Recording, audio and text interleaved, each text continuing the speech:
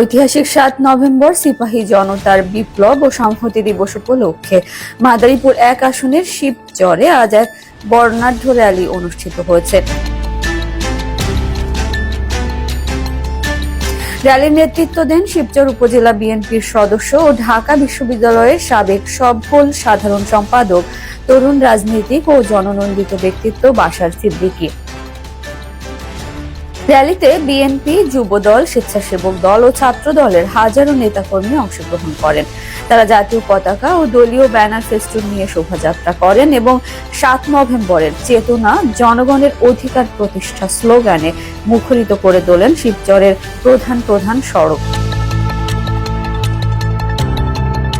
Rally শেষে এক সংক্ষিপ্ত সমাবেশে বাশার সিদ্দিকী বলেন, ৭ নভেম্বর বাংলাদেশের ইতিহাসে সিপাহী জনতার ঐক্যের দিন। এই চেতনা আমাদের প্রেরণা দেয় জনগণের গণতান্ত্রিক অধিকার প্রতিষ্ঠা ও দেশপ্রেমে দৃঢ় থাকার। তিনি আরো বলেন, আজ আমরা সেই ঐক্যের চেতনাকে ধারণ করে স্বপ্ন দেখি একটি ন্যায়ভিত্তিক, গণতান্ত্রিক ও সমৃদ্ধ বাংলাদেশের।